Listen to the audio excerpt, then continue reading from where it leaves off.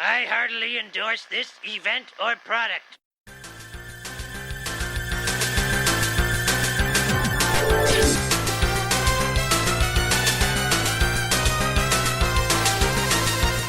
Ahoy hoy everybody, welcome to Talking Simpsons where you gotta nuke something. I'm your host, Ass Butt Bob Mackey, and this is our chronological exploration of The Simpsons. Who else is here with me today? My ears are packed with gauze, Henry Gilbert. Who else is here? And I'm your favorite big sister, Matt Burnett. And today's episode is Lisa's date with Density. Well, it was like that when I got here. It really was. Today's episode aired on December 15th, 1996, and as always, Henry will tell us what happened on this mythical day in real-world history. Oh boy, Bobby, Jerry Maguire is showing people the money at the top of the box office. The TV series Dallas returns with the TV movie Dallas. JR returns. From the dead? He got shot in the last episode of it, but I guess... Oh wait, he survived that. Yes, okay. yeah. Guns were weaker in the 80s. And parents are battling it out for Tickle Me Elmos in stores everywhere. Oh boy, soon to be parodied as Funzo, correct? Yes, on this very program. And also a Tickle Me Krusty, which was like, hey kid, don't touch that. Yes, those are, I enjoyed at the time watching internet videos of those being set on fire and crushed, and you could see just the horrible Terminator exoskeleton underneath the Elmo fur. Oh yeah, I've seen was that. disturbing. The picture of that, the skeleton of the Elmo is very terrifying. Yes. How long ago was Dallas? Like, it's coming back for a TV movie because it feels like The Simpsons, when The Simpsons covered it in Who Shot Mr. Burns, it was like, oh yeah, that must be a show from 20 years ago. I was thinking when I was a kid. It ran surprisingly long. I'm looking it up now, and I believe it ran until 1991 because it started in 78. Yes, it ended in 1991. And Wow, just 5 years they Yeah. made to bring it back. I can't believe it. Like, I just associate this with the mid 80s. I was not aware that it was on this long until we did that Who Shot Mr. Burns research. So yeah, And Dallas. then they brought back Dallas again a few years ago, and Larry Hagman's passing, I believe, ended the return of that Dallas. But they got everybody else they could too. I've never watched a second of Dallas that wasn't for research for this show. No one cared about the 2012 reboot, so I think Dallas Fever is over. And meanwhile, Jerry Maguire, that was a big ass deal at the time. I think it still has some touchstone in it. I just watched a review for a really bad pro wrestler movie that the villain in it was Jonathan Lipnicki. Whoa. Oh, wow. Because he's like yoked now, right? He's in better shape, yeah. And he's Does he still have a giant head? It's not. I guess it's a bigger than average Okay. adult head. More than 8 pounds? Yeah. Tom Cruise seemingly has not aged a day since that movie, but I don't know if they did this again, but whatever that single was for this movie, The Secret Garden, that was the first time I ever heard on the radio movie clips edited into a song from the movie. every time it played, you had to hear "You Had Me at Hello" over and over again. A lot of that, and I don't even. What's the catchphrase from this movie? You need the money, or give me show the money? me the money. Show me the Show me money. the Yeah. money. It's so memorable. That's why I remember it to this day. Let's talk to our special guest, Matt Burnett. Matt, you are a Cartoon Network hotshot. We are in LA right now, which is why the room tone is a little different. But Matt, can you talk about what you have made, what you do, who you are? I am a co-creator currently and a showrunner of Cartoon Network's Craig of the Creek. Yay, excellent show, by the way. Thank you. Yeah, it premiered earlier this year, and prior to that, I spent basically like 5 years working with Rebecca Sugar on Steven Universe. I was the writer. I should say I co-created Craig and worked on Steven with my writing partner Ben Levin, and the two of us have been doing cartoons for over 10 years now. We started back when we were living in New York, and we were independently animating out of our apartments in Queens, and we did this.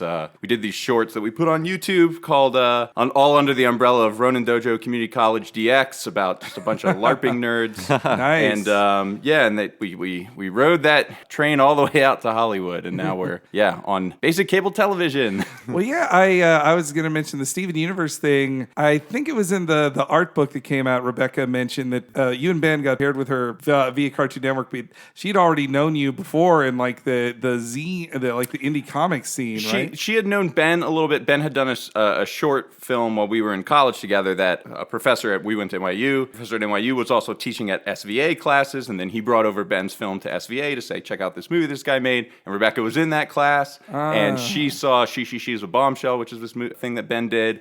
about kids in a car after a punk show, and she was just always in love with it. And then like down the line, we saw her short and her comic, Don't Cry for Me. Yes. And Ben had exchanged emails with her, so we were all in New York at the same time, but we were like just not in each other's orbits exactly. And then we came out here separate, and we were actually working at Cartoon Network on a live action show they did called Level Up. We worked on for like a year and a half, and that was just how our names were in circulation there. And then I think that they gave her a list of like, here are some writers that we work with that are okay. And she recognized the names on there. I was like, oh yeah. I remember we had a meeting with her at the little deli that's across the street from Cartoon Network, and she just was like, here's this thing that I'm thinking about doing. And we were like, that's really cool. I hope you get to make it, and it would be cool if we worked on it. And then, like 5 years later, we did it. Cool. So yeah, Craig of the Creek is a fairly new show. I believe it premiered in April of this year. Yes, I think April. Yeah, April is, we like rolled out on the app, the Cartoon Network app on end of February or March, and then April was when we dropped a bunch of episodes on television. Can you tell our listeners what the show is about in case they might have missed it? It's available on the app. You can watch it on the website too, cartoonnetwork.com. So it's very available to watch. I just watched a bunch of it over the past few days to get ready for this, and I was super impressed by it. It's great. Oh, thanks. Yeah, well, Craig of the Creek is a show about Craig. He's a kid who lives in sort of a northeast suburb that reflects the areas that Ben and I grew up in, where behind his house he's got the creek, which is this wooded area with a creek running through it, where kids go after school and on the weekends to just totally get away from the adult world and create a world all their own, and where they make the rules and they're imagining these adventures they have. And he always is rolling around with his two best friends, Kelsey and JP. And Kelsey is a young girl who's obsessed with YA fantasy and imagines herself a knight in some kind of epic story. And JP is just kind of like a goofy kid in a hockey jersey who marches to the beat of his own drum. And the three of them just hang out in this creek and just have adventures with all the different kids in the neighborhood. And the show's really about like showing kids the ways that you can be creative and go out and explore the world around you. And it's a really grounded show. It takes place in reality, but it's showing kids how like there's magic in the world around you. Yeah, if I could recommend one episode for our listeners to watch, I would watch The Curse, which actually Henry recommended to me. It's about the kids encountering teen goths and buying all of their fun goth stuff at face value. Thinking they're actually witches. It's a great episode. I love that episode. Kate Leff actually wrote the story with us on that one, and that was awesome to get to do. And the show's super focused on young kids, but we still have an obsession with teens, and so we get them in there when we can, and we just love also the interaction between older kids and the younger kids. Yeah, that's something I really like on the show too. Another favorite of mine was the ones that just aired at the time we were recording was Kelsey's Quest, because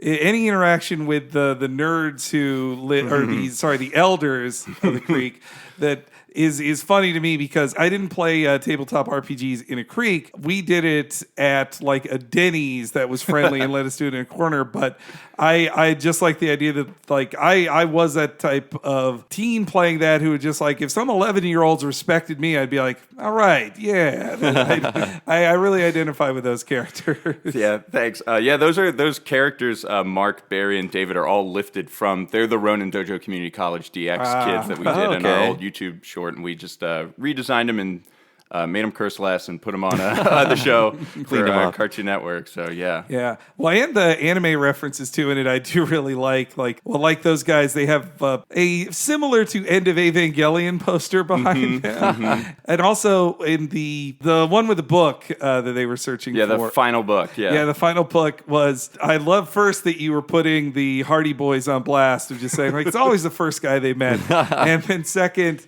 the one kid who's like, I read manga. I don't read. That is me, by the way. So I wanted to ask you about this episode. Why did you choose it? Is it because it has anything to do with the fact that your series is also very kid focused? I feel like if you took Homer out of this episode, it would just be the kids. Yeah, and I love. It's an episode where it's different. Like a lot of the episodes in this Oakley Weinstein run are just like, they really treated The Simpsons more like a medium than a genre, and they were just like, whatever we want to do with it, we're going to do with it. And it's one of these like episodes that's grounded. I mean, they talk about it on the commentary where like, this is an episode where everyone acts like a real human being from start to finish, largely. And just getting to see the kids interact with each other and be kids is a lot of fun. Like another one of my favorite episodes is Seymour Skinner's Sweet Badass Song, and like getting to see Bart so much and stuff. And Homer tends to take over the show sometimes, but it's just so nice to see these characters. And Lisa, too, is a favorite character of mine. A lot of my favorite episodes involve her, and she's such an emotional maturity, but then she's so funny, too. And when they let her be a kid to undercut that and remind you that she's just a kid, it's great.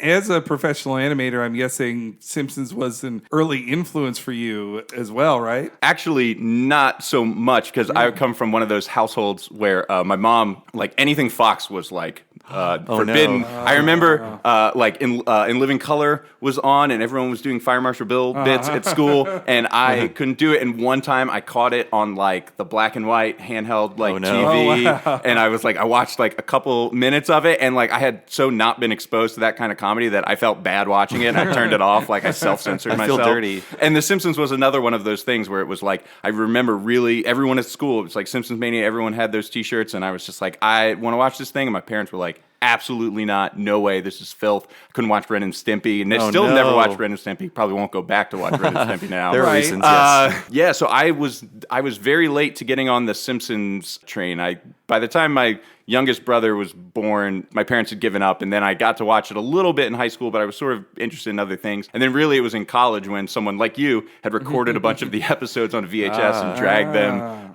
to college, and we started watching them late at night, and I was like, oh, cool. And then once the DVDs came out, that's when I really started just like methodically going through it over and over and over again. And it is such like a part of the Rosetta Stone of sort of my comedy and what I'm trying to do in animation, so it has become such a huge part of my life. But for a while, it was just this like distant thing that just like was like, oh, this is filthy, I can't watch this. And then you watch it now, and you're just like, oh, this is all very, very fine. I don't know if any of our guests have had an origin story like this. Yeah, just discovering it like starting it that late, like in your late teens. So that's pretty interesting. Is it different to watch it now that you've been, especially now that you've been a showrunner? Is it different to look at it as like the view as a creator as opposed to just a viewer? Yeah.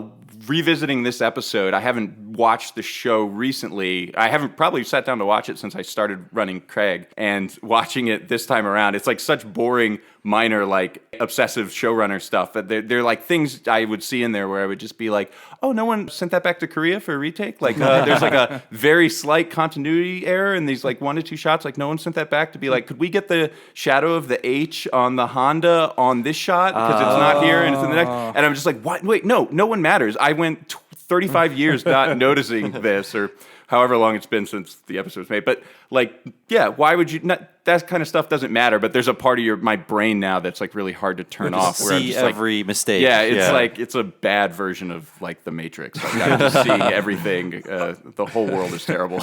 Oh, actually, I had one last Craig of the Creek question before we get in the episode, which is another thing I love about it. As I got farther in the episodes, I am a podcast addict, and I'm hearing all these voices I recognize from podcasts, especially the big ones for me were the Wild Horses, the improv troupe. Oh yeah, hearing them on there, and also like Jess McKenna was another one. That I was like, whoa, like what was? Is there a reasoning for that casting? I mean, I love all of those people from all their appearances on all the Earwolf shows and everything else, and they're all so amazing. And it's crazy that like you get this TV show and you're like, maybe this person would do it, and they're like, yeah, of course I would do it. It's a job, and this is my job. I'm an actor, so yeah, I'll do your show.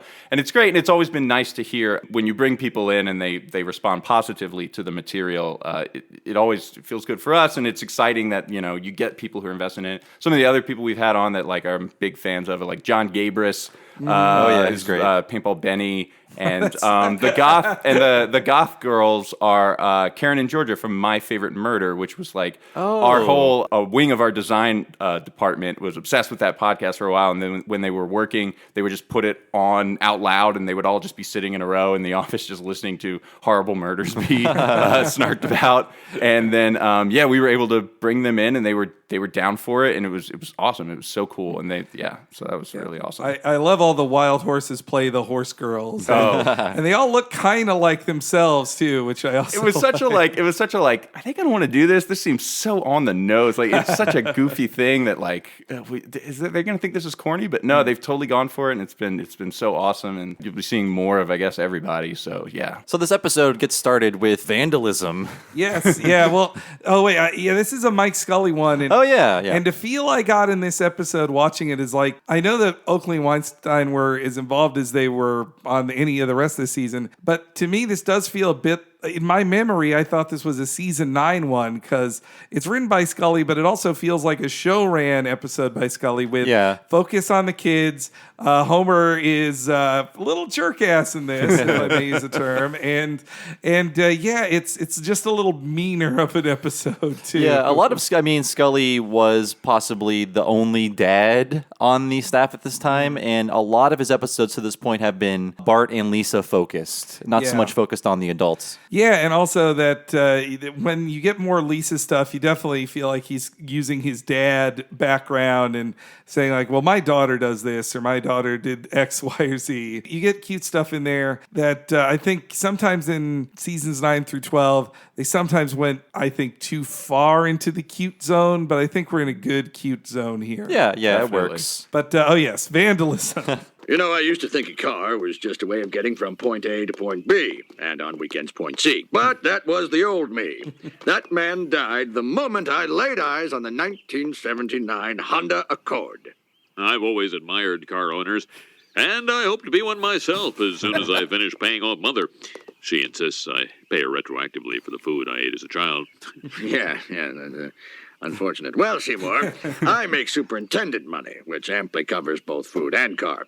Holy jumping Caesar's catfish! My H has been stolen! Oh, that's how people know it's a Honda! What's the point of having a Honda if you can't show it off? Sir, if you'll just stop yelling at me, I'm sure I can find a replacement. So I think the specificity of a 1979 Honda is meaningful, but I feel like Hondas have gotten much cooler in the past 22 years since this episode has aired. I think so. I mean, they were popular then, or well, at least with my family. I have quite a Honda background with my family. My dad drove an Accord as long as I've been alive. That was the family car, and then when my first car was inheriting that Accord, and then the first car I owned and the last car I owned because I stopped driving 12 years ago. When I moved to the Bay Area was the Honda Civic. Were I to ever buy another car, it would probably be a Honda just because I hate driving and I don't understand car culture, but I am very loyal to Honda as a brand. And you'd be ready for street racing if the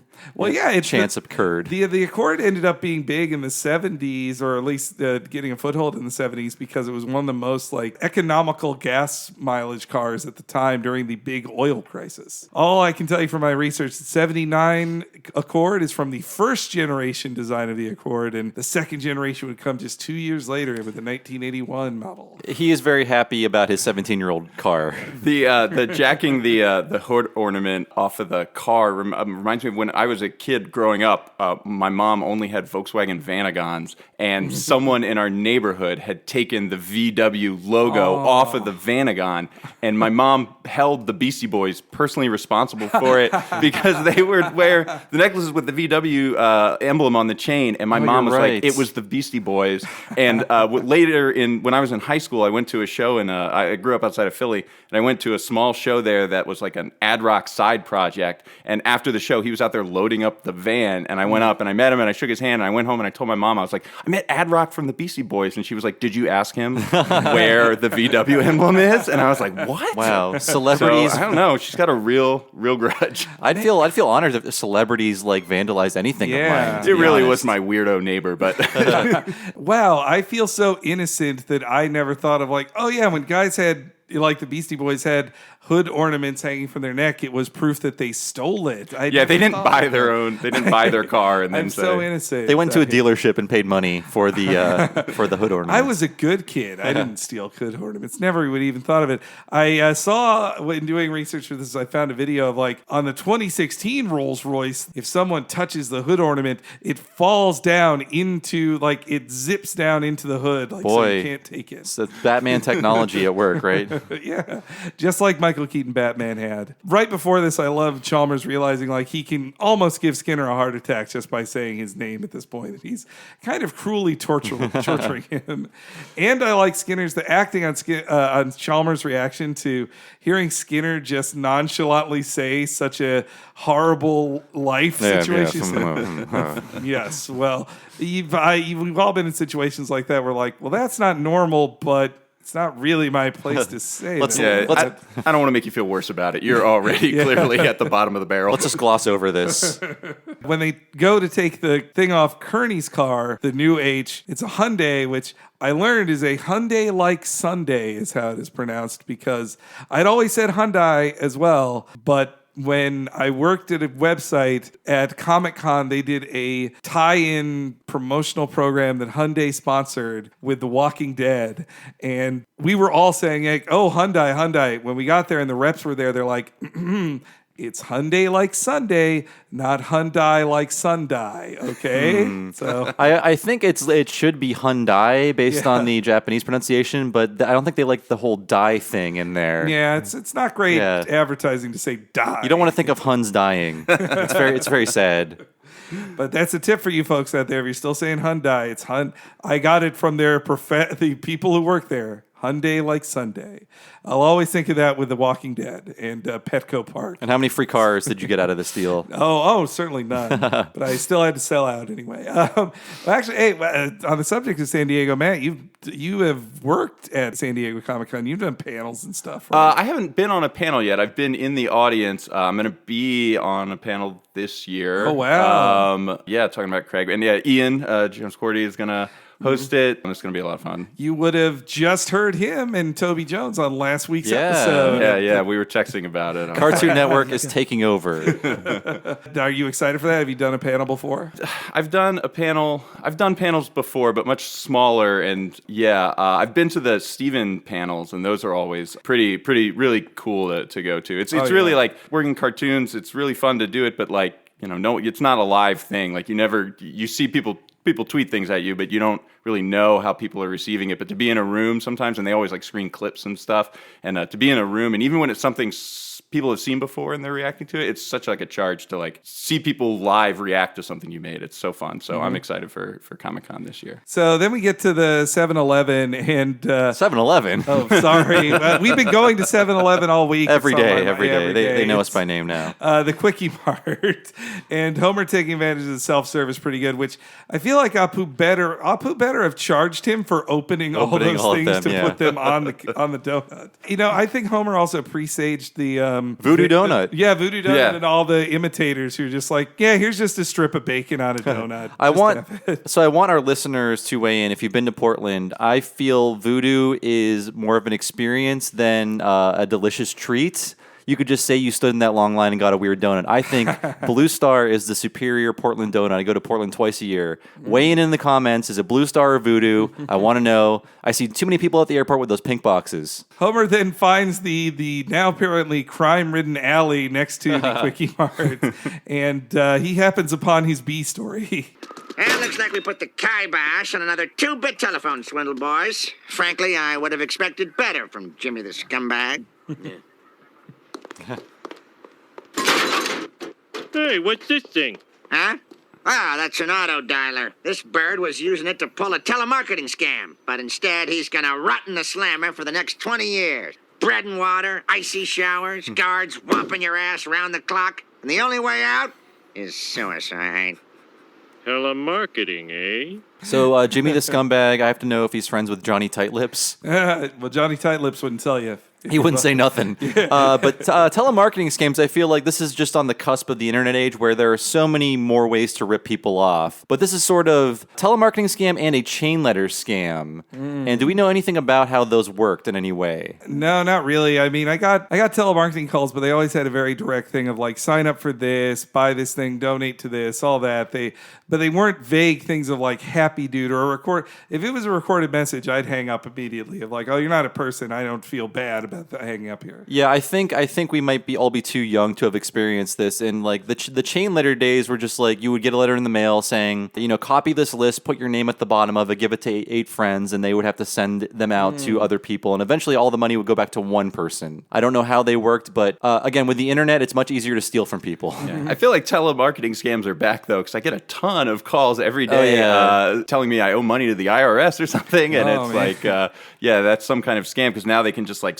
I constantly get calls from my old area code back in Cherry Hill, New Jersey. Oh, me too. Not from Cherry Hill, New Jersey, but from Ohio. And if you leave Skype on, all manner of calls will come in from people you've never met. That's interrupted a recording once when I forgot about doing that. I'm sorry. I didn't mean to be. I wasn't bitter about that. No. I just feel like, boy, how is this even happening now? Yeah, when I get my phone number, I got it as a free phone from my old job, and I just kept they let me keep the phone, so I kept the phone number, but it's not my personal area code, but it's the one where my office was. So when I get that area code phone calls, I'm like, oh, this is just another telemarketing scam. These ones don't work on people who move. It worked on me for a couple months. I kept just being like, which hospital have my parents been taken to? And then it was just like, oh, no, okay, never mind. And so God forbid they ever actually get in trouble, because I ain't answering. My theory is if no one leaves a voicemail, no one is sick or dead. So that's when I ignored those local calls. I'm glad they didn't go to the darker place we all know they could have gone with a jail joke. Yeah. They just say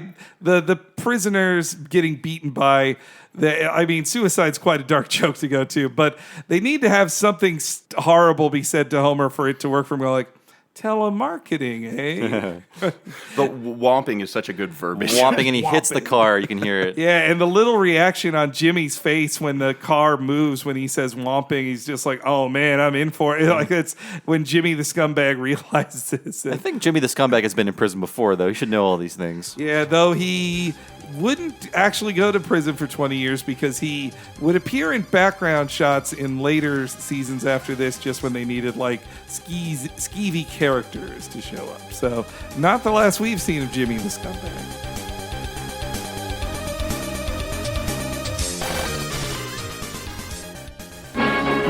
The Simpsons will be right back.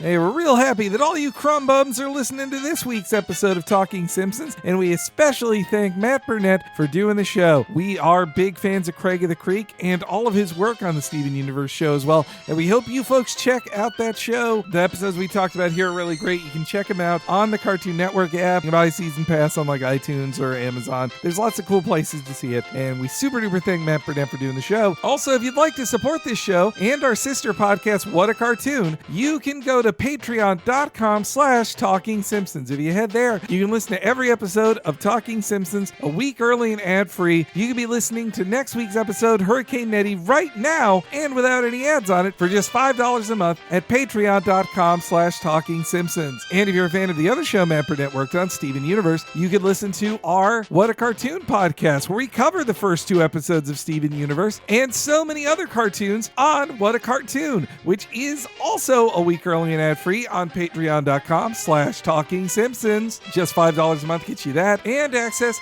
to a bunch of exclusive interviews with folks who worked on The Simpsons. We talked to the writer of this week's episode, Mike Scully. We talked to longtime Simpsons director David Silverman. We talked to writer Dan McGrath, who worked on seasons 4, 5, and 6 of The Simpsons, as well as Mission Hill, King of the Hill, and Gravity Falls. And we talked to, most recently, Mike Reese, who wrote a whole book on working on The Simpsons for 30 whole years. Check all that out exclusively at patreon.com/Talking Simpsons.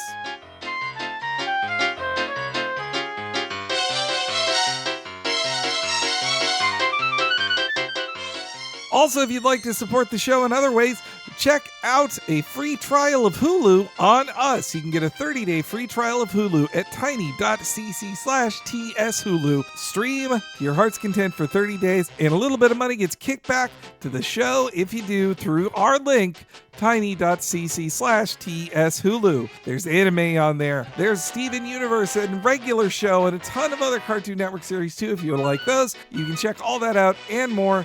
tiny.cc/TSHulu.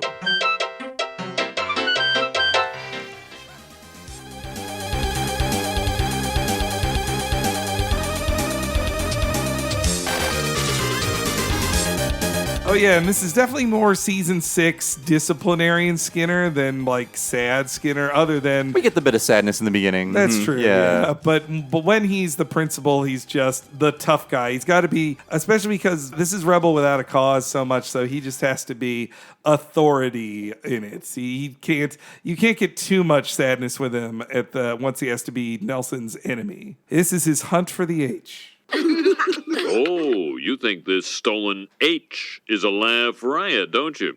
Well, I'll tell you something that's not so funny. Right now, Superintendent Chalmers is at home crying like a little girl.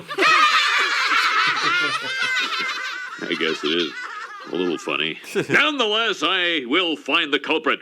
We'll start with, I don't know, Bart Simpson. I don't think you want to look in there, sir. Balderdash, I'll just stick my head right in and half a dozen eggs. Well, that would be the complete dozen.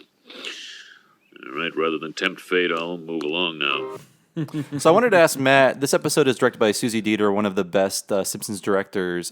And working in animation, what do you notice or what do you pick up on in terms of staging and acting and things like that? Because I feel like there's a lot of great stuff, especially in that scene where he's like, Bart Simpson, and there's a great pointing pose from behind Skinner. There's a lot of great acting in this episode. Yeah, there's the layouts on this episode and these seasons are just so fun because there's so many. I was thinking about it, and that shot is the one where it's like on Skinner and then it pans down the hallway, and they've drawn into the background. They've changed the perspective because like the lockers are flat against Skinner, and then as the camera moves across the background, the drawing curves to show you the perspective of now we're shooting down the hallway, and that was one that jumped out to me. And there's so many like Brad Bird during this time when he was like consulting on The Simpsons, like he put together this like guide to storyboarding that gets handed, like people in animation pass it around constantly. Really? Wow. It's still this document, that, and there's a King of the Hill one that I think he might have done too. Oh, the character guide of like Peggy looks like this, not like this. It's not even the character design, it's like shot composition of like don't stage a character straight on, like do like an up shot or a down shot. And there's like in the very beginning of the episode with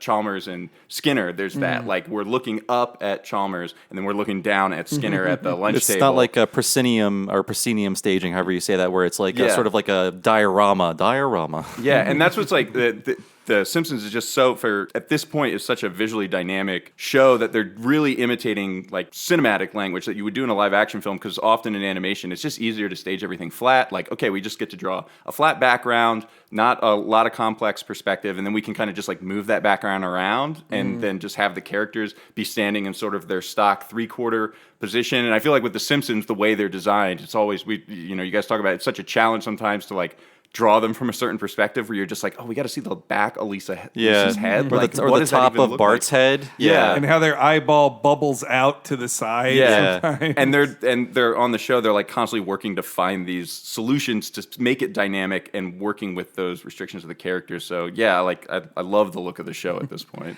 I think it was season 5 when they consolidated the bullies, but it's still weird to me when I see Nelson hang out with Jimbo Dolphin Kearney, because in season 1, Nelson, number 1, has his own lackeys. They're dead. They're just gone. Those two like clones, right? Yeah. But Nelson is supposed to be around Bart's age. Maybe he was held back a grade. But when we first meet Jimbo Dolphin Kearney, they're supposed to be like junior high kids at least that Bart looks up to. But now they're in the school with them and they just put the bullies together. I think one of the first times was in season 5 of just when they needed all 4 of the bullies to be just wailing on Bart at the same time. Like, well, let's just have Nelson there too. I guess we never see what class or homeroom Jimbo Dolphin Kearney are in. They're not, of course, they're not in Lisa's classroom, but they're also not in Bart's. Yeah, you do see them in the auditorium, say, of like Eat Up Martha. Or like Jim or something like that. Yeah. Well, Kearney's obviously been held back quite a bit. So we didn't notice that was his car that they were stealing the H off of in the beginning. He is 100. Kearney now is 100% a 40-year-old man. That's just how they write him. But it's like the third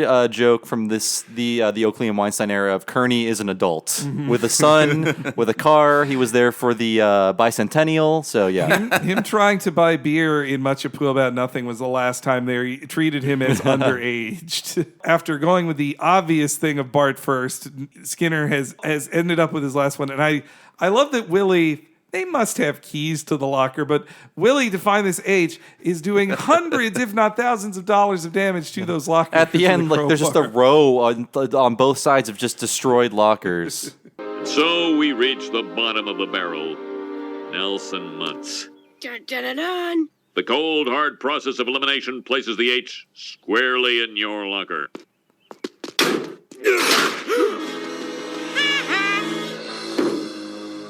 Damn, dang, darn!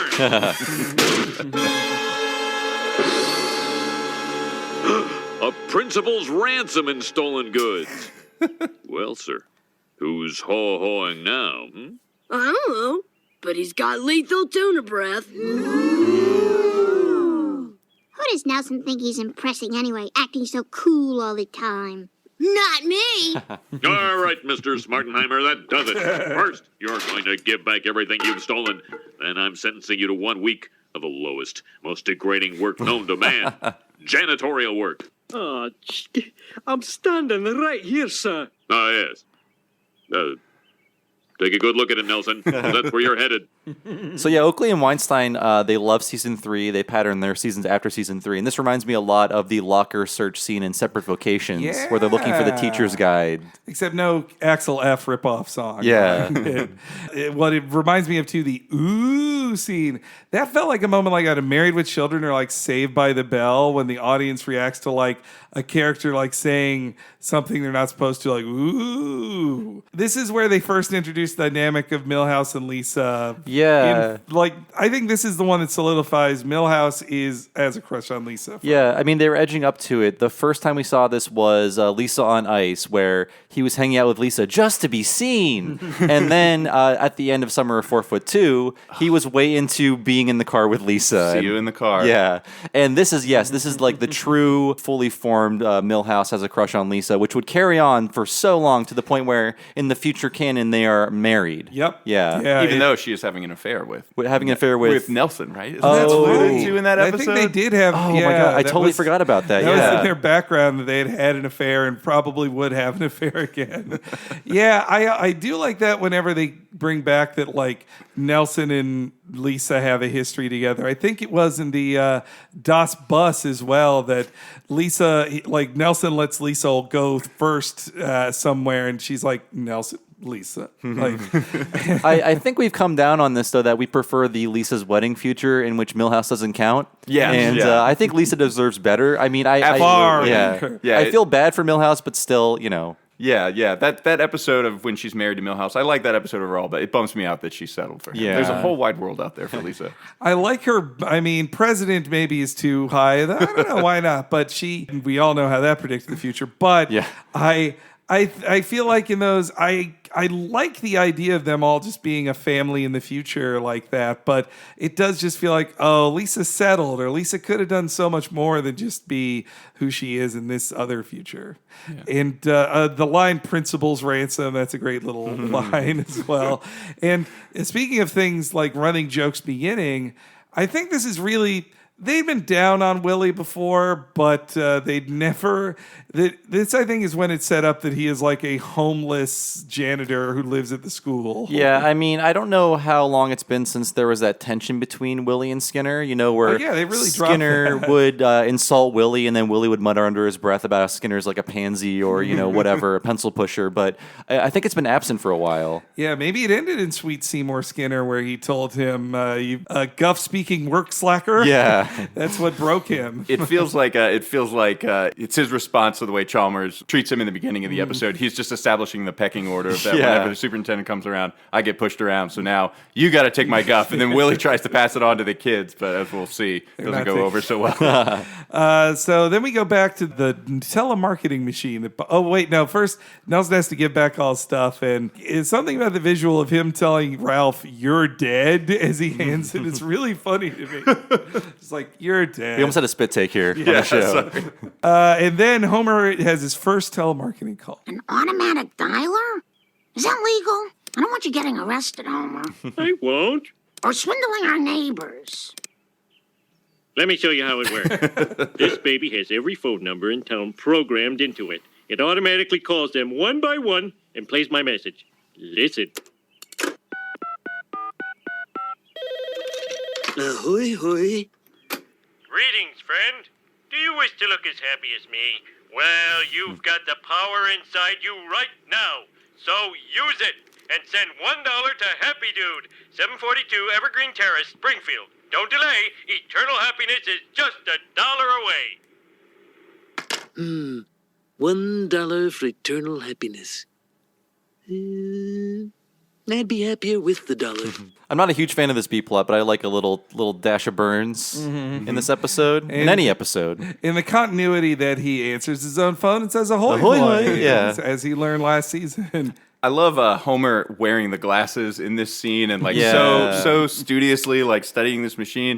It feels like he's like really. It feels like such a dad thing. He's like really putting in the work of like tinkering with this new toy of his, even if it is to scam the entire town. This really is the era of Homer's reading glasses. We love just did a Millhouse Divided, and he breaks them out like 3 times in that episode. And this is a very season 9 and 10 Homer trait of being specifically asked by Marge if he's doing something, and he's like, let's not, and just silence, and then change the subject. I won't lie to you, Marge. Yeah. Well, anyway.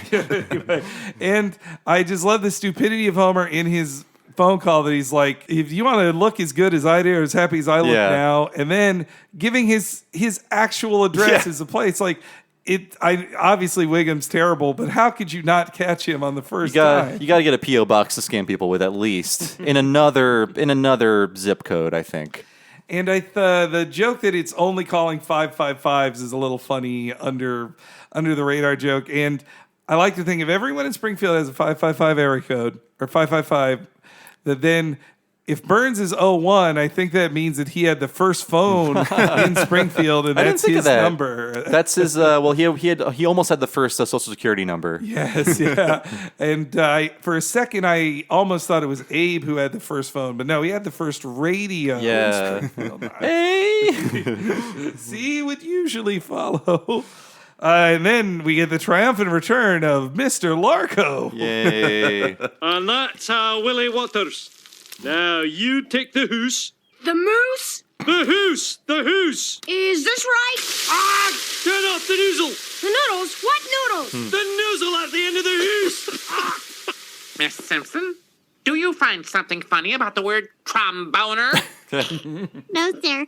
I was laughing at something outside. She was looking at Nelson. Lisa likes Nelson. She does not. Millhouse likes Lisa.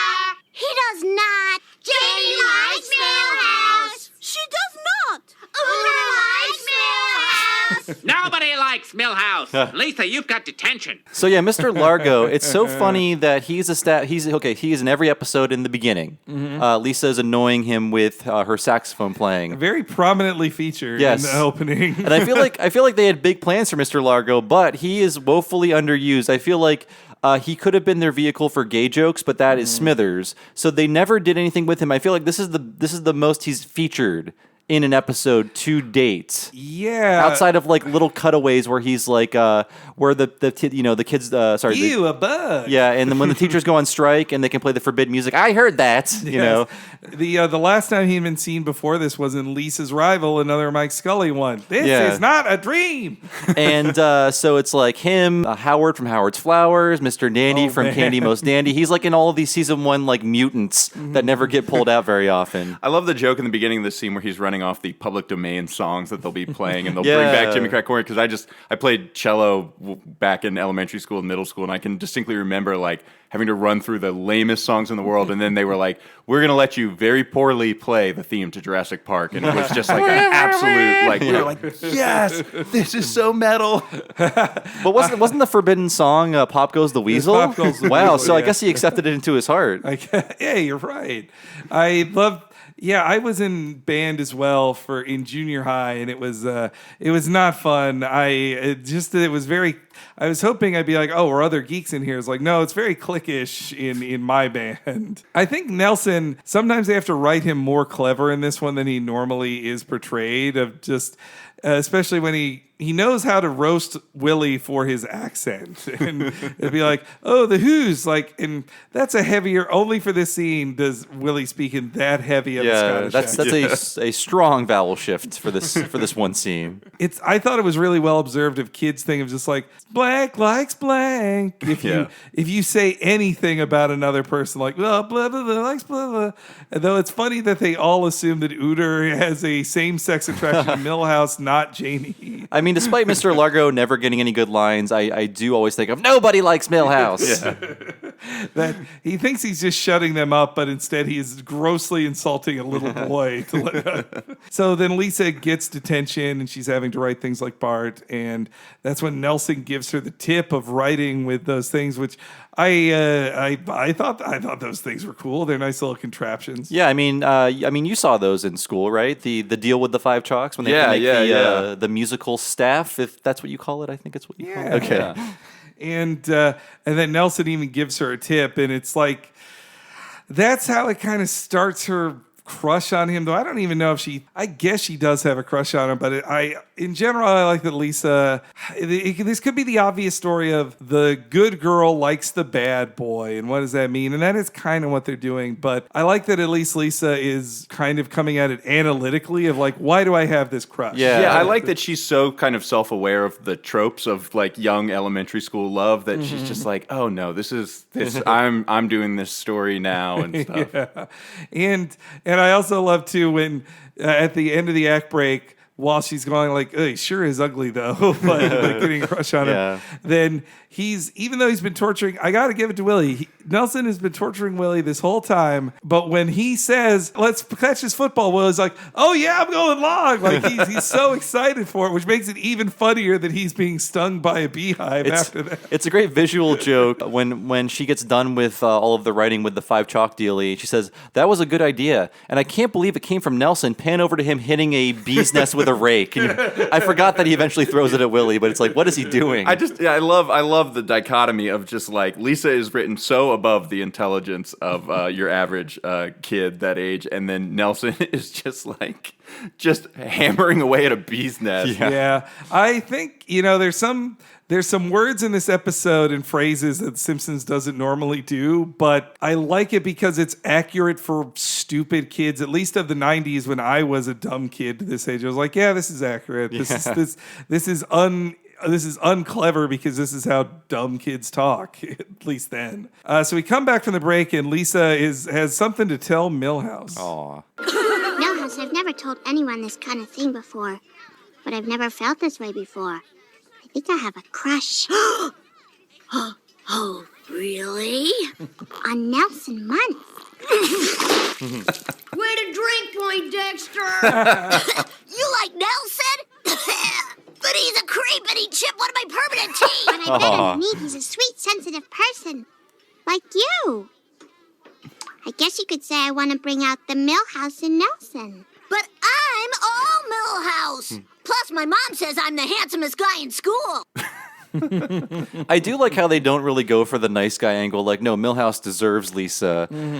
So animation-wise, I do enjoy when he violently explodes his milk. It's dripping from the ceiling. However that happened, it's now dripping from the ceiling. But I don't feel like this has an agenda in which it's like, isn't it always like this? A nice guy never gets the girl. I feel like it's sort of more a realistic observation of what it's like when your crush tells you these things. Yeah, and a lot of comedy nerds growing up have heard like, you're like a big brother, you're like a sister or whatever. I think usually hear like a big brother. Milhouse gets it worse to hear like he's a big sister. Yes, I do like that he's basically getting the milk rained on him. Yeah. But we talked a lot about like nice guys and friend zones in our Freakazoid episode. Yeah, Nerditor. Nerditor. I am not into that. I think it's I hope that it's a stereotype that has been let go of, and it just it comes from a lot of like entitlement and toxic masculinity. But I think more so this is because Lisa is a lead in it. They're not making Lisa the bad guy here, the mean girl that's friend zoning Milhouse. She's But that's how it is. Like Lisa's not, if she's not interested in Milhouse, it's not her problem, you know? Yeah. Like it's not her fault. And I love how I feel like the line that makes it clear that they're like, no, Milhouse is a moron is when he states like, yes, she'll surely respect me if I do everything she wants me to do. And I think that, again, that is very observational. A lot of poor guys who don't know anything about women will think that. Just like, yes, I'll do everything she tells me, and then I'll win her over with my loyalty. Yes, yeah. Don't do that. Don't do that, guys. Come on. That's okay. I have that clip here. I like you too, Milhouse, but not in that way. You're more like a big sister. No, I'm not. Why does everybody keep saying that? Could you do me a favor? When you get back to class, just give him this note. Oh. Please. When she sees you'll do anything she says, she's bound to respect you. Sure. What's a big sister for? Oh, I shouldn't have said that. Yeah, I mean, no matter what your gender orientation, nobody wants to date a good-natured doormat. So don't learn from Milhouse. Yeah, that is such an informed take of like they're bound to respect you, and I still have that reaction too of like walking away like I overdid that. I didn't need to say that last part. Why there. did I say that? This next part to me, I think, is line of the episode. So as a gay man, I'm not into homophobic jokes. I get it; they're not fun, and this is kind of a response to homophobia. You can see that in there, but it's just so funny.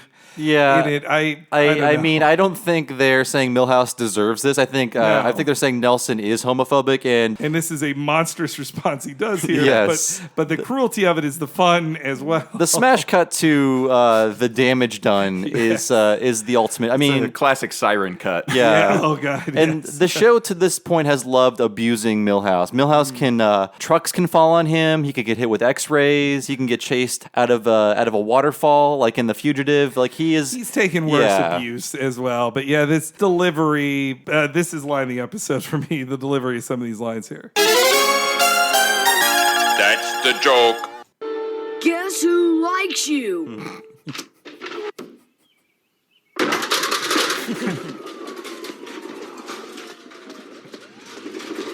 Milhouse, I'm so sorry. He can't hear you now. We had to pack his ears with gauze. Nelson?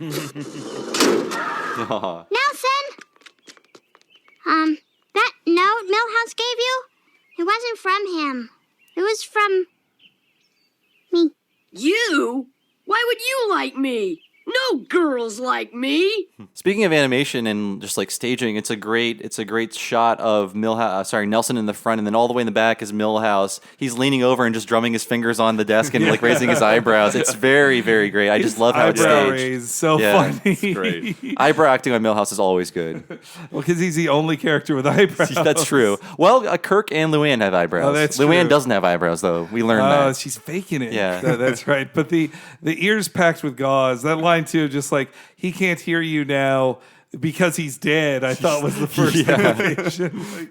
Or he's unconscious. I feel like the school was okay with this because Nelson is just watching him getting trucked away and just joining the rest of the students. Like he's not getting punished. Nelson is punished for like low-key robbery, but then like he beats a man into submission, and it's like all good. Also, what did he just hit him so hard he's bleeding out his ears? They got to soak it up, or did he give him just like the worst wet willy of all time, like a virtual brain penetrating? Well, his glasses are broken on his face, so you have to assume there was some facial trauma there. The fact that they leave it to our imaginations, like what did he do? Did he get up and just like run after Milhouse? Like what actually happened in those moments we don't see? It's great that we have to fill in the blanks. It makes it even worse. And it's good that Lisa feels bad about it too. Like at least she gets to know, like, ooh, I shouldn't have done that to Milhouse. And you're right. Unless Nelson beat him in secret, then he should be arrested or at least suspended. Yeah. But I also like Nelson's reaction to finding out that Lisa likes him. Just like that Nelson doesn't live a life for girls to like him. So he's just like, no girl likes me. Are you wearing a wire? What are you doing? It could be a trick. Yeah, I mean, just incredibly low self-esteem, and we can see how that could come from his living situation. First, Lisa takes Nelson to her house. Oh, you gotta see this. It's so cute when she does. Be the baby, kitty. Go on, be the baby. Come on. Snowball! You don't understand. She loves to climb in here. I believe you. I don't care. Hey, Lisa, Mom said you had the toenail clippers and... Whoa, Lisa, look out! Nelson's in our house. It's okay. I invited him over. Nelson's my new friend. You nuts? I'll probably never say this to you again, but you can do better. Please don't ruin this for me, Bart. I think he's starting to like me. Milhouse likes you. Oh, please. Millhouse likes Vaseline on toast. So this is more of like the older Bart Nelson relationship. They've started including Nelson in the friend group with things like Lemon of Troy and also the Grammar Rodeo. Grammar Rodeo. We're going to a grammar rodeo. Yeah. Nelson, as the scene dictates, is either Bart's bully or his not meaner friend. Feels like it's like Bart treats him like a necessary evil almost of like, I'll be friends with this guy, but God, I would never actually bring him home. That's just inviting too much of this evil into my life. He'll destroy everything of yours. Like he'll still, I mean, I had Nelson type friends, a couple of them that my mom rightly was like, why did you bring them into our house? They are going to steal things or break things. And they usually did. I want to say to my mom, I'm sorry I didn't listen to you. They seemed cool at the time and I wanted to be friends with cool kids. And the whole thing about eating Vaseline on toast, I believe it's a story from Josh Weinstein, the co-showrunner. He remembers being a kid and on the school bus, one of the students would always have a piece of toast with Vaseline on it on the way to school. And I was like, did his mother or father do that? Or were they just into eating weird things? And actually, I just looked it up now. Apparently, this is what will happen if you eat Vaseline. So Vaseline is a petroleum jelly, a mineral oil. Similarly, paraffin oil is a mineral oil with laxative effects. So eating Vaseline will likely have a laxative effect on you. So perhaps this kid had like constipation issues or something. Maybe. But if you've ever accidentally had somehow gotten Vaseline in your mouth, it's not a good taste. Now, though Homer liked it, he ate that entire jar of petroleum jelly. I guess beauty queens might know just from it being on their their teeth. Mm-hmm. Yeah. Though for that frictionless smile, as Bart put it. Though when I hear about Vaseline on toast, I think of one specific song. Oh no! Oh God! She'll make you breakfast. She'll make you toast. But she don't use butter. She don't use cheese. She don't use jelly or any of these. She uses Vaseline. So yeah. Thank you, Flaming Lips. Yes. That's one of my 5 go-tos for karaoke. It's fun to sing. It's fun. You're not singing too fast and running out of breath. It's just like bass. It's in the nice, like, also the kind of like Weird Al and They Might Be Giants nasal range that I enjoy singing in as well. Yeah. I love how this scene showcases like getting to see Lisa, and she puts on that cutesy voice when she's dealing with Snowball trying to the baby put him in the carriage. Like it's such a it's such an insight into like, oh yeah, Lisa's a kid and she plays. It's just so fun to see them like freed to just like be kids. It's so funny. And that frustration of a pet trick of just like, oh, he does the funniest thing. Let's watch. And when I've been on the other side of that, I have had the Nelson thought too of like, I believe you. I don't care. Like it's true. Your cat can do this. Let's do something else. That's me and my kids now. And my wife is kind of be like, don't snap your fingers at the kids and make kissy noises to get them to like perform for people. Wow. I do like Bart's reaction to Milhouse likes Vaseline on toast. He's like, is he thinking about what that would taste like, or is it just like I didn't know that about Milhouse? Or if he's like, oh, that's why she doesn't like him. I think Bart doesn't understand why. Well, if a guy likes you, then you're a girl. Like him. Figure it out. Yeah. Just, he's realizing why that's not what he should do. And we also get the shot of Homer getting his first $2 from Abe and Jasper, which made them slightly happier.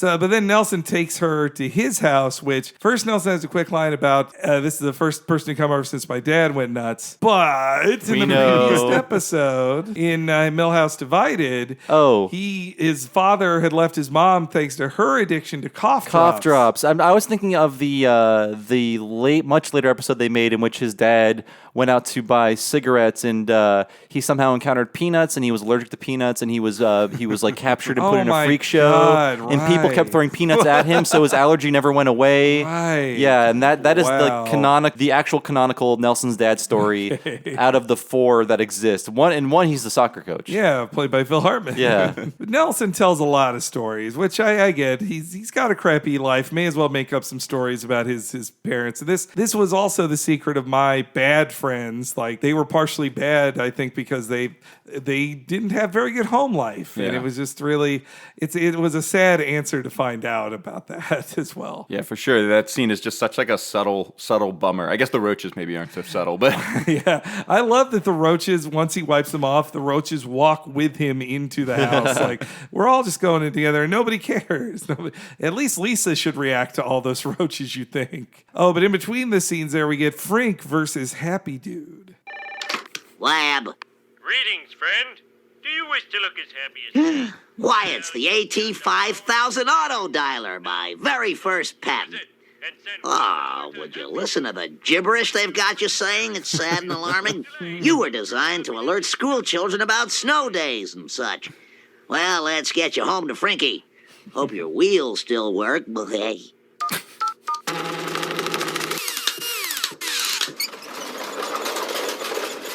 Oh, no, you don't.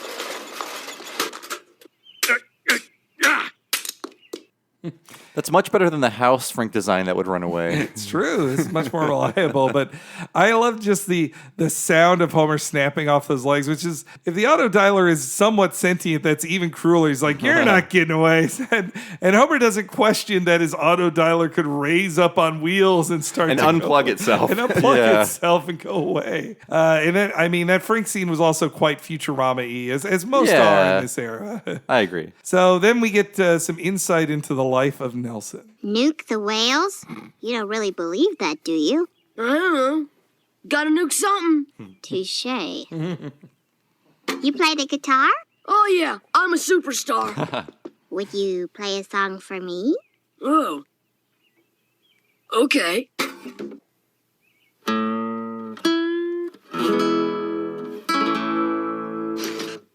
Joy to the world, the teacher's dead.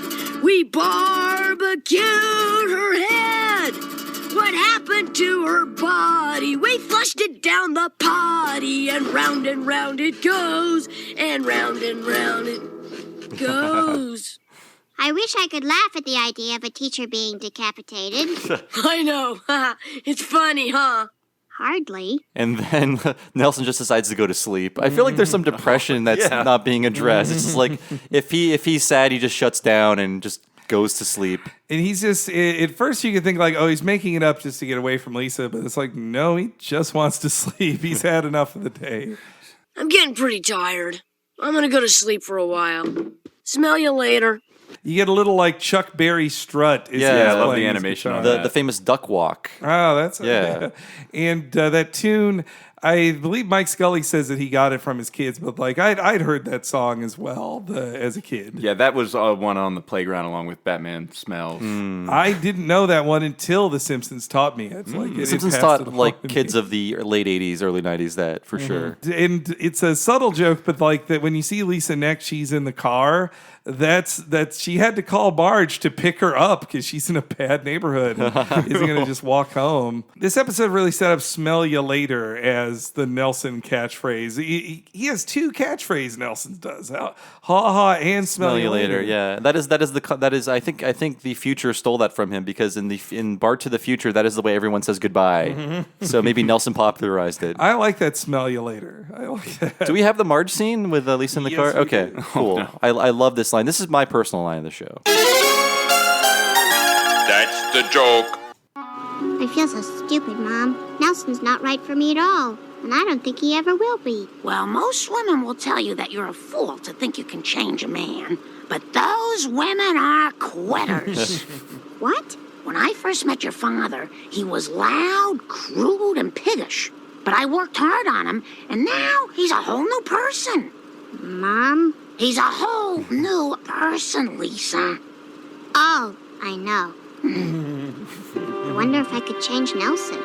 That last Marge line is my favorite, where she's like, "You have to agree with me." Yeah, I need this. I need this. Delusional Marge makes me so sad. Yeah, it is such a sad line to say, but I like that. I want to think Marge's life with Homer is more than just her thinking that she's fixing a bad person, but it is a pretty funny idea that, like, that's why Marge is stuck with him so long. She knows she can fix him, and she has convinced herself she already has. He's so much better now.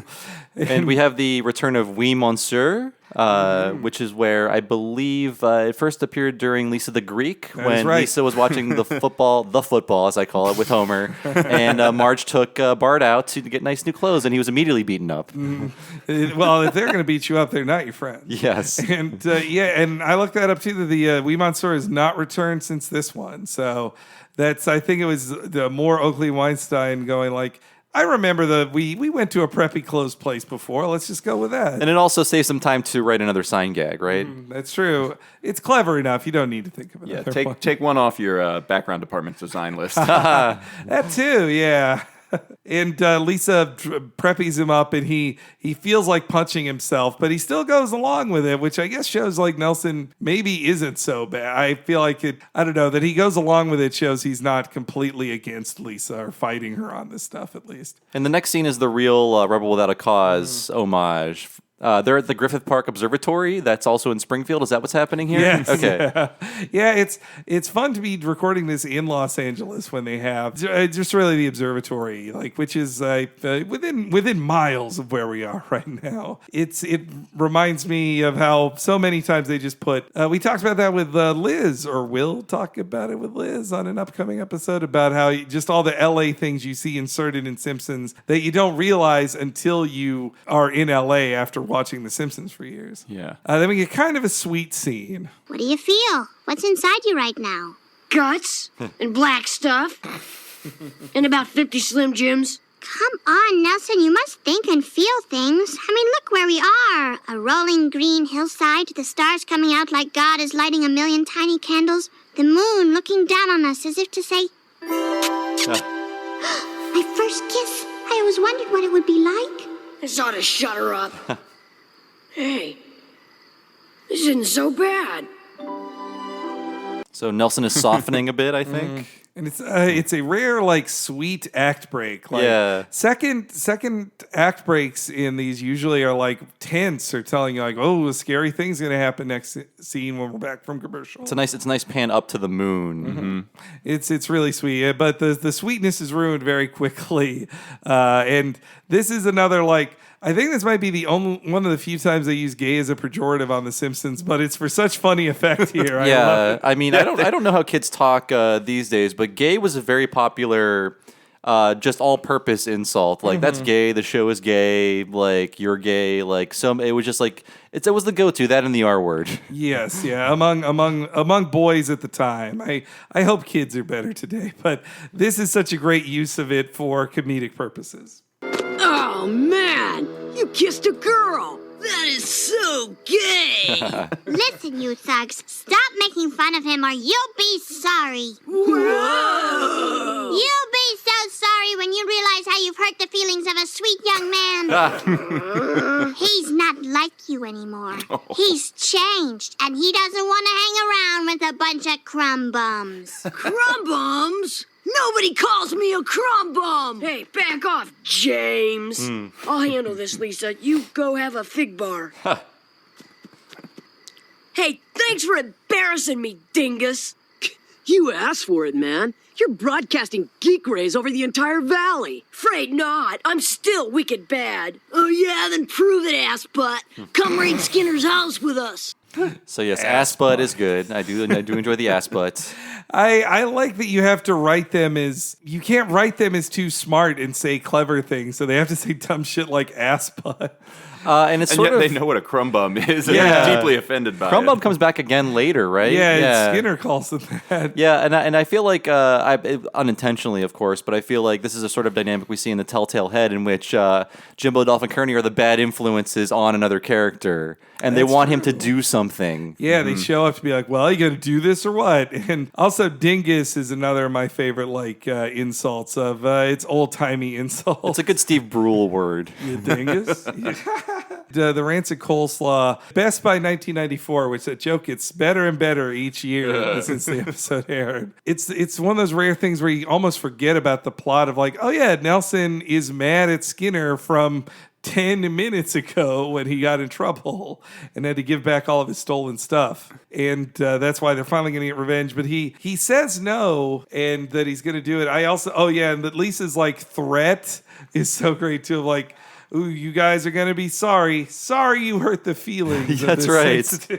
She's just so confident that he has changed. He's not like that anymore. And you're just like, And that she thinks that that's the greatest insult. Like, you'll feel bad you made him feel bad. That's how about that, huh? These bullies have been shown to have zero empathy, so it's not going to work. I had a friend in middle school. I remember when the more bullier kids than us would make fun of us and threaten to rectify us. My friend would be like, "You're going to correct us? Oh, what did I say wrong?" And it would just be like, "No, they're gonna punch your face inside out, dude." Yeah, well, being a pedant about words said to you by a bully is the best you can get as a dorky kid, as I recall. And I also like the specificity of rancid coleslaw. Like, it could just be eggs, like just egg in the house. We would have accepted it, but that feels like the kind of Oakley Weinstein touch of anybody can write eggs. What's a different gross thing that kids could get their hands on? And it's from Krusty Burger, too. Yes. Yeah. Which, as we know, Krusty Burger, the special sauce is mayonnaise left out in the sun, so that has to be some really bad coleslaw if they're throwing that out. Then we get some of classic Homer being incredibly unempathetic to Flanders. Haddly diddly. Greetings, friend. Do you wish to look at... There's that darn recording again. Of course it was. It's been calling all night. Just unplug the phone. Haddly do. Greetings, friend. Dang. I told you to unplug the phone. But it could be my mother. Howdy. Shoot. That is it, Ned. If you don't unplug that phone right now, you're sleeping on the lawn. Will you two shut up? People are trying to sleep. Doesn't he say it again later, Yes, too? Yeah. Yes, he can't. When he should know it's him. Because he's definitely set it up to call Flanders over and over again all night. He's forgotten that he's tried to screw him in that way. You know what? I didn't even read it like that. He definitely, it wasn't an accident it turned on to redial. He did it and is probably just forgotten because he went to bed. He forgot about his own prank. Oh, and just poor, well-meaning Flanders. He just can't not answer the phone. Someone's calling him. And what if it was his mother? Yeah, I mean, Grandma Flanders is still alive, hopefully. Yeah, she's the one who needs help with her thumbs. Yes, that's right. No, her psalms. Oh, psalms. Help me with my psalms. That's right. And we get to the attack at Skinner's place where I feel like they you remember in the season 6 deleted scenes, there was a Skinner having night terrors of flashbacks to Nam. I think it was season 5's Boy Who Knew Too Much. Oh, that's right. Yeah. 5, yeah. And so this feels like kind of a reprise of that joke, but a little nicer to Vietnam. Yeah, vets. I mean, I was watching this with big headphones on, and the impact that coleslaw has when it hits, it's just like, poof, it's really, really loud. I think I got the clip of that. Who's out there? Give me your names so I can tell the police. Seymour! What's going on? What's that odor? Go back to bed, Mother. I've got it under control. Listen, you crumb bums, if you think I'm impressed, I am not. Oh, brandishing your buttocks is only getting me angrier. I want to see what's going on. No, Mother, don't look out the window. Oh my God! Great scream, Tress with a great scream there. With how much cartoons have cracked down on visible butts over the years, I feel like this is downright pornographic for butts. They talk on the commentary. They say we wouldn't have been able to do this now. Yeah. I bring this up a lot because of the strange rules of the post Janet Jackson Super Bowl rules about what you can and can't show on TV. A lot of crackdowns happened, and I remember watching American Dad I don't know, maybe a decade ago, and there was a butt crack or a naked butt of the main character, but they blur it out. So just like, if you want to see this curvy line, you need to buy the DVDs, everybody. Yes, yeah, I get it with like younger skewing show, but this is on in prime time. Yeah. I've gotten naked butts on TV twice. Yeah, that's true. Wait, yeah, in the With Sunday Sunday best, clothes. yeah. In Oh, yeah. Sunday clothes, JP is naked, but he's got mud on his butt, so it's kind of covered, but you can see the shape. And then Frybo from season 1 of Steven Universe, Steven gets pretty naked. I don't know if you can go too in depth in this, but are there like butt standards and practices? Is there like a list of rules there's about a whole butts? department. It's about 10 people. Okay.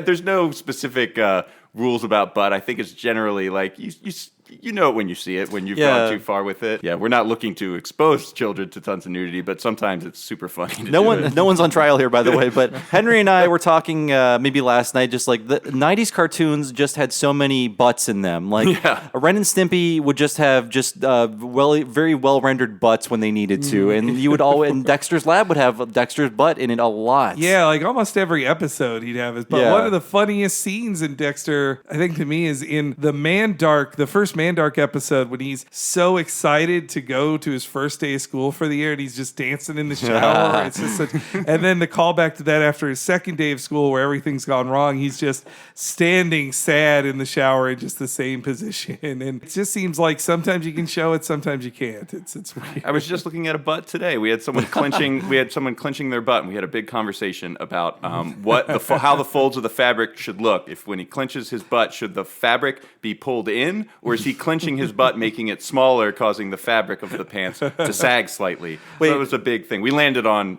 he pinches the fabric in with his cheeks. In Craig of the Creek, where is the place where they play Bring Out Your Beast? The splintery butt. Okay, which is just a bunch of splintery tables. That is a well-rendered butt, but it's made of wood, so maybe you can get away with it. Yes, then. yeah. Okay. Yeah. That also reminds me of a funny drawn butt I saw on Twitter, which was from this new Disney show, Big City Greens, and there's a scene. It's a clothed butt, but some guy is like leaning over, and his butt scrapes against somebody's car window, and it's just somebody on the inside of the window going like, ah! This is our plea to the public. Butts are funny. Let's just have more butts and things. Thank you. Good night. Yeah, and that scene also felt like a real callback to Steamed Hams because it's Skinner telling Agnes it's just the Northern Lights, mother.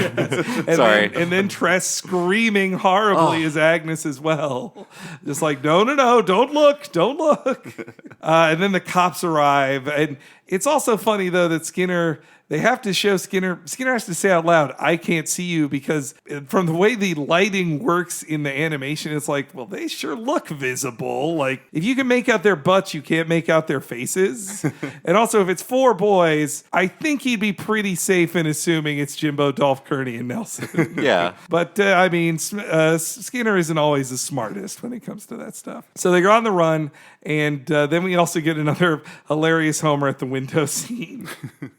Lisa, the cops are chasing me. I need a place to hide. Lisa's window is the next one. There we go. Ned, did you plug that phone back in?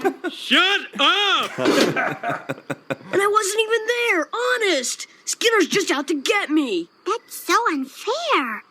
Uh-oh. Meet me at the back door. And I also like that Homer's so sleepy he doesn't care that a fugitive is trying to find his daughter in the middle of the night. The cops are after me, yeah. Nelson didn't need to give that much information. And also him just straight up lying and saying he's innocent when the viewer knows he's lying too. Like, no, you did this. Like, and I also had that with bad kid friends of mine who just like, this cops just had to give him in. These cops are the security guard at the mall. They're such jerks, man. It's like when later you find out, well, that's because you stole something. Yeah. Or if you had friends who like never did their homework or never studied, that teacher hates me. Yeah. Right. It's always a conspiracy, man. Conspiracy.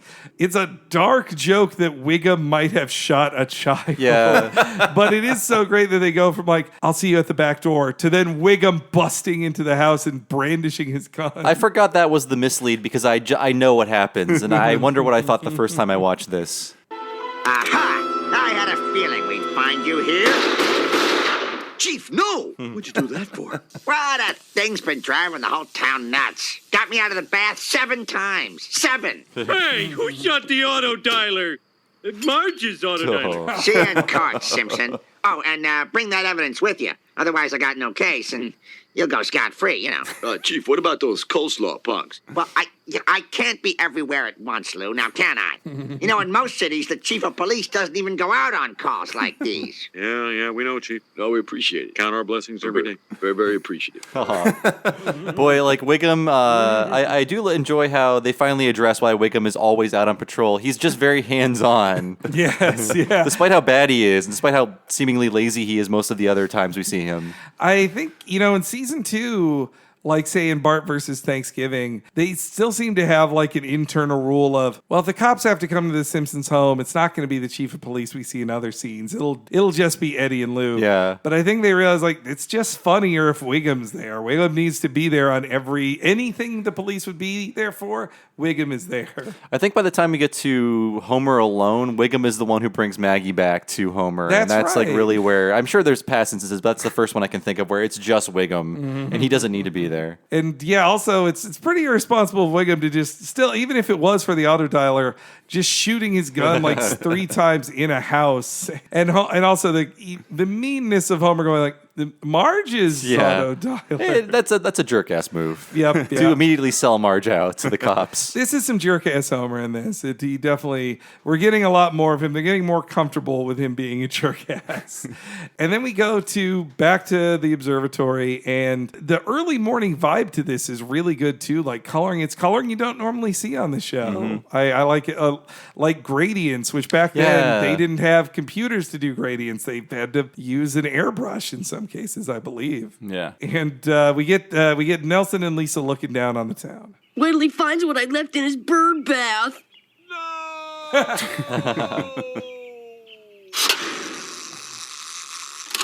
I thought you weren't there. Huh?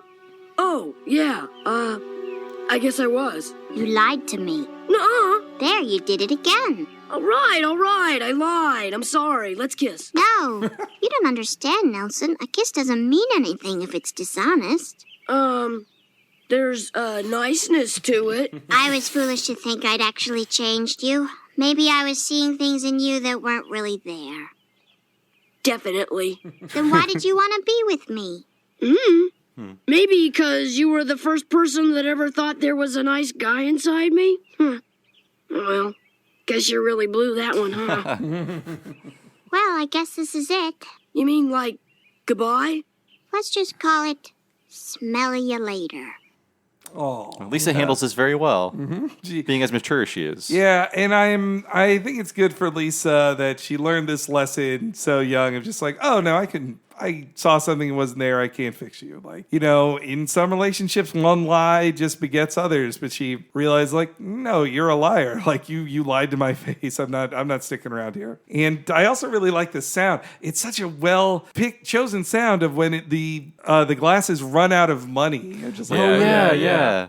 I assume he pooped in his bird feeder. For sure. Bird bath. It has to be poop. He must have done it before the coleslaw attack. Yeah. So they just snuck around back, took a poop, and then said, all right. It's like, we got to get this out of the way first, guys. Then attacking on both fronts. And that was just another great Skinner. No! I have to wonder if they cropped that out of Bart's Comet. It was very similar. Yeah, I wouldn't blame them. That's a really good no.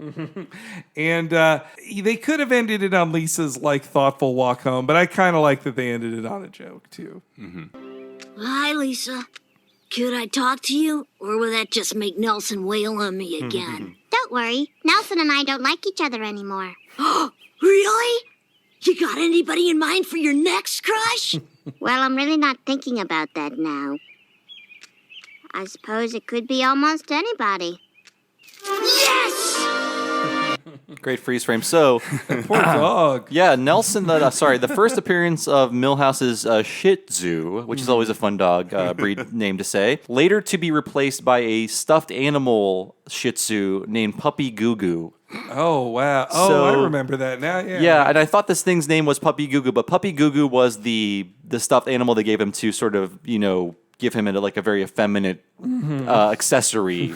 So I mean, this dog already is an emasculating dog. yeah, man. but yeah, I looked on the wiki, and this dog has no name. It's just called Millhouse's Shih Tzu. So yes, It's a cute dog, and I've seen tattoos of that pose. Like, that is a great pose. You know, the fault is on Millhouse here too, of just like, Lisa's made her disinterest very clear, but he's looking for any breadcrumb there. He's like, yeah. well, if it's almost anyone, that could be me. I think this is a good takedown of the friend zone, or of a good look at like Millhouse is. This is all delusion, you know. Just the tiniest fiber of hope is all he needs to sustain himself. Sorry. Yeah, it's such a reminder of moments from my own long ago youth of just being like that elementary. This episode is so great of this like elementary school love of just like, well, I want to be your girlfriend. Okay, well, I guess I'm your boyfriend. Yeah. Well, what are we supposed to do about it? And then just nothing really happens. And then a week later, it's like, yeah, we broke up. And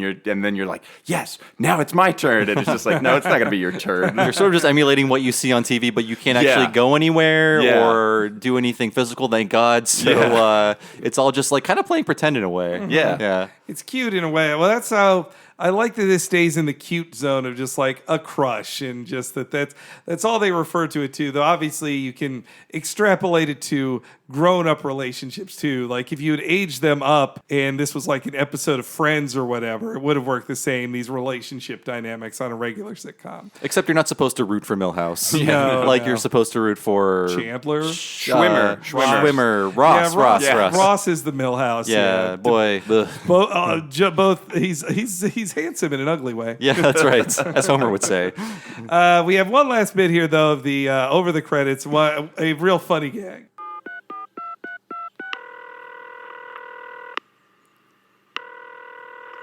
Hello, this is Homer Simpson, a.k.a. Happy Dude. The court has ordered me to call every person in town to apologize for my telemarketing scam. I'm sorry. If you can find it in your heart to forgive me, send $1 to Sorry Dude, 742 Evergreen Terrace, Springfield. You have the power. I'm glad they had time over the credits to resolve that. In an era where you could still have a scene play over the credits. Yeah, though now they do some scene playing over credit stuff. I think just because like they have to have 4 acts now on the show for ad purposes. I really dislike that because like the 3-act structure. It's just a pacing problem. Yeah, I mean like 3-act structure is just like the definitive structure of storytelling in this format, and it just feels so wrong to me. One of the first 4-act ones I watched was because I tune in and out of it, but they did one of their, non-treehouse story ones. It was just them reenacting stories from popular fiction. And when they do 3 and then they come back from the commercial break, Lisa's like, well, hey, can we hear another story? And Marge's like, I normally just tell 3 stories, but okay. Well, Matt, as someone who makes 11-minute cartoons, how does the act structure work in something like an episode of Craig of the Creek? Do you adhere to something like that where, the rising, falling action? Like, how does that work exactly? We stick pretty strict to like a 3-act structure. Things, the length of the acts often change depending on the nature of the episode. But yeah, like when we're writing, it's a storyboard-driven show, like so many Cartoon Network shows. So we're writing up to an outline, and then we're giving it over to a team of storyboard artists who will then do the boards, the drawings, and do all the dialogue and stuff. And we all work together and collaborate to take it from there. But the outline is broken into 3 acts. Oh, great. Okay, yeah. I didn't know that. I was curious as to how that adheres to something in a much shorter format. Yeah. Although it is always like it's 3 acts, but it does kind of, you do think of it in 4 parts because we're always, your first act is setting it up, the second act is usually trying to do something, and then we always, as we found early on writing on Steven, because that was our first experience working in 11-minute cartoons, like having one thing for the second act to get you to a climactic third act is never enough, so we always have to have like a turn in the middle. There's like some early Steven episodes, like Serious Steven was one in particular that I remember. It's like the second act was like, and then they'll just have some problems. They go through a dungeon, and essentially like, the whole second act will be them just running into traps in the dungeon. But it sort of was like, that's kind of only one thing to stretch out what's the bulk of the episode. So from that we learned like it's really about, you set up a problem, you have them try and solve the problem for the first half of the second act, and then something complicates it, or the best thing is like they unexpectedly solve it, and then you're off to a new thing. Sam Simon, I remember I heard him once on a podcast talking about how like they got some of the voice actors on The Simpsons that were just like random crowd extras were trying to, they like filed a complaint with the union because they were like, we feel like our voices got used for multiple episodes because when we did this script, like there's no way that the story we were doing the background crowd noises in the first act is the same story that's in the third act. And it was like, no, it is the same episode. It just like, especially that classic first act Simpsons structure where it's almost completely unrelated to then spin off into this other thing. Yeah. It's like you really want to move the story super far. You just want to keep it moving. Man, I forgot that story. That's like, speaking of super far stories, there was something with Steven Universe, like some stuff that like you guys were planning at the very earliest stage of this show finally happened now. Like, how do you keep that kind of stuff like secret for that long, or wait for it like that? I don't know. It's so weird because we knew it was secret from fans, but within the building, it was just like, it was so weirdly just like common knowledge. You like work with like, you know, dozens of people who are just in on this, and we're just kind of like, it's just strange that we've talked about it. It's weird sometimes when you're out at lunch and you kind of are like, we'll talk about this story back at the office. You just never know. But yeah, I don't know. It was something we carried for so long, and now that people know a lot of the stuff we'd been holding on to for years, that's been super satisfying. It's like it has made me realize like what a big deal it is that we were able to kind of carry these threads for so long. Yeah, things get spoiled all the time these days, and in so many things. So it was like a kind of a gasp moment for me when I saw. I don't want to spoil it for any listeners. Isn't current with Steven yet, but yeah, that was amazing. That I was just impressed how well it had been kept by a secret by the entire staff for that long. Yeah, and it was. I mean, I think everyone who has worked on it when those episodes came out had such a very strong emotional reaction to it. Because not to be like, oh, we made the best show ever, because it's not that, but like watching people react. I'll say it is. Thank you. Just. It's so cathartic to like being like, that's like my career. Like, you know, I've been working for a while, but really like Steven is where I feel like I really like animation, and being an artist is such a struggle to break in. And then I had a job on Level Up, which was awesome. But then Steven was just like, okay, like I'm here. This is my job, and it's lasting for a long time. It's something I'm really proud of. And then to see it pay off like that is just like, oh, it was just like, so I watched like, I'll admit, like I watched like a bunch of like YouTube reaction videos, and it was great. And they all followed the exact same beats. Like the last scenes of those episodes, like everyone reacts the exact same way, and it's just like it's like, oh man, people are machines, and we were able to program them exactly. Like it's crazy. Like everyone reacted exactly the way we intended. It was awesome. That's interesting. Like I kind of roll my eyes at those reaction videos, but then I never thought like, what if someone was reacting to something I made or I was part of? I guess that would change the entire thing. It's pretty. They're goofy, but I feel like they've become such a thing that it like certainly people are playing to the camera, but sometimes you get kind of the unexpected. Like there was one I was watching with two guys, and one guy was really into it, and the other guy was like, why is this just this dude's like cousin who he's making watch this show? And then there was like the big reveal, and that dude, just the only thing he ever did in this whole video was sit up a little bit and go, oh.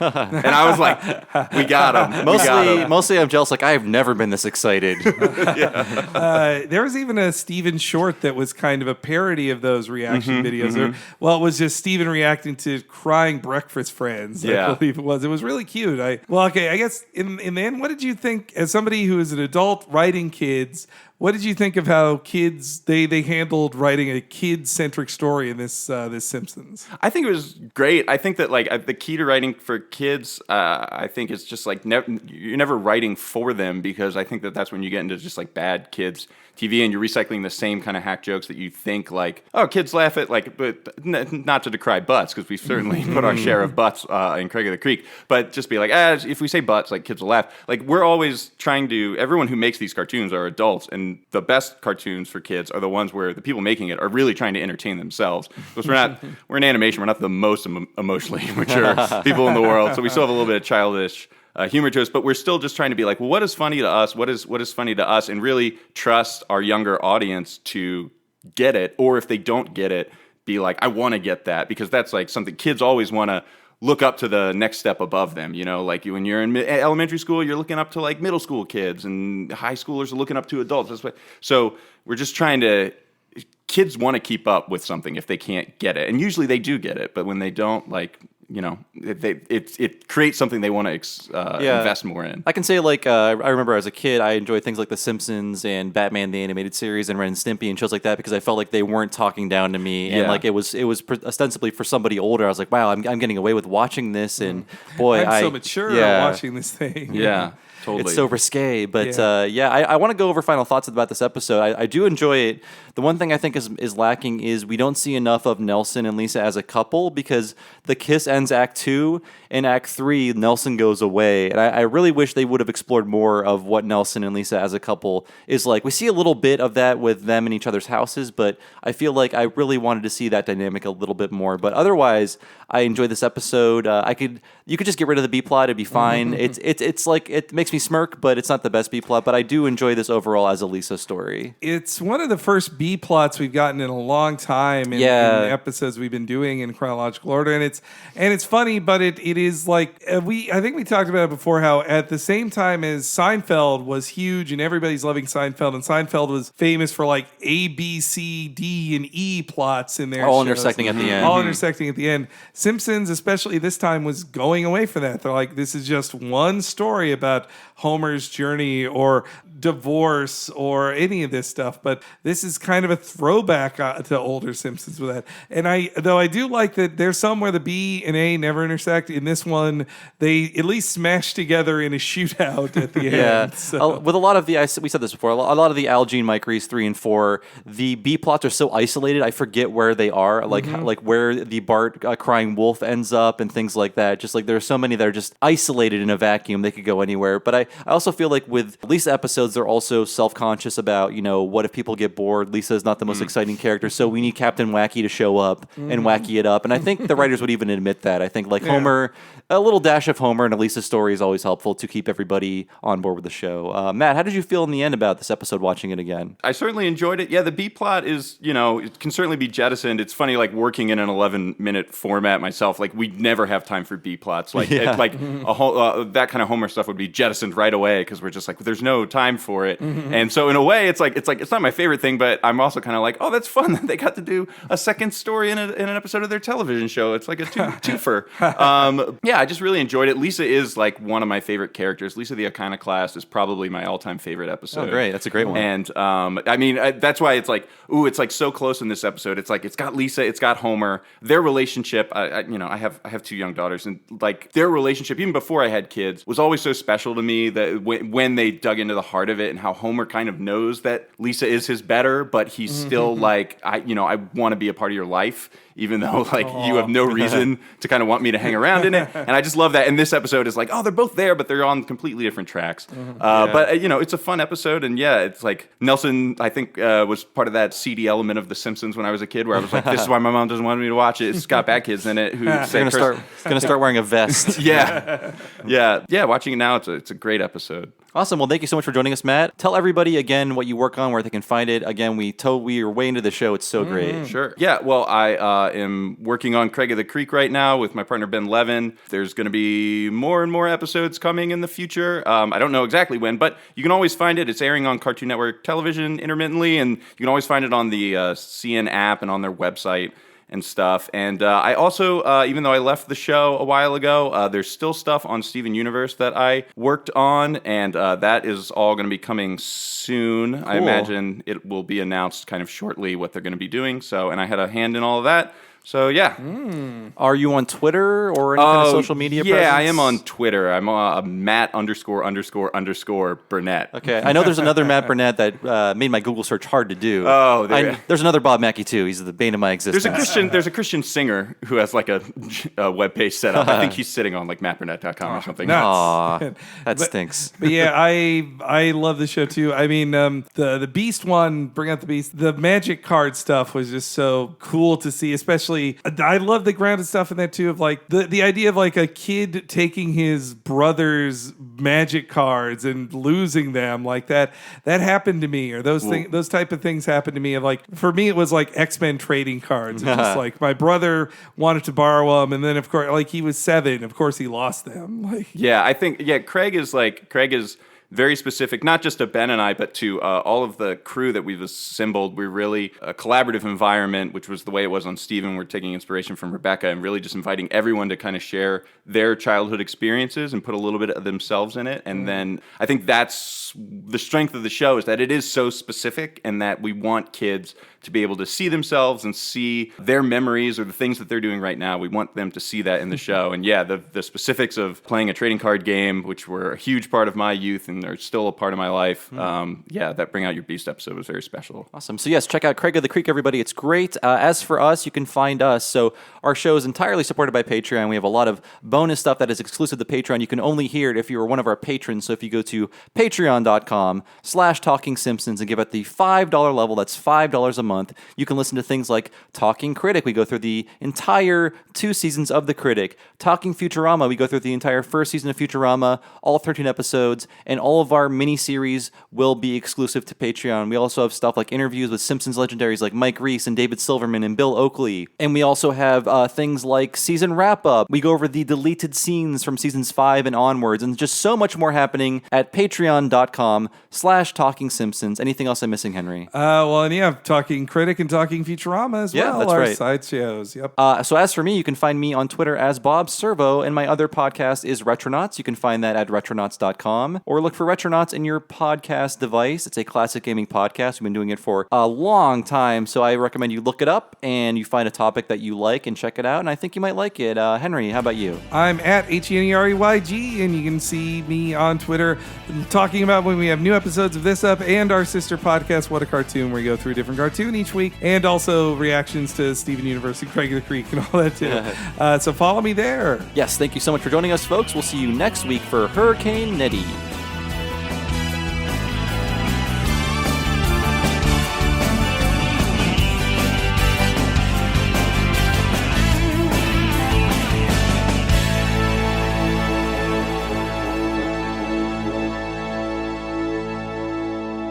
Wow, infotainment.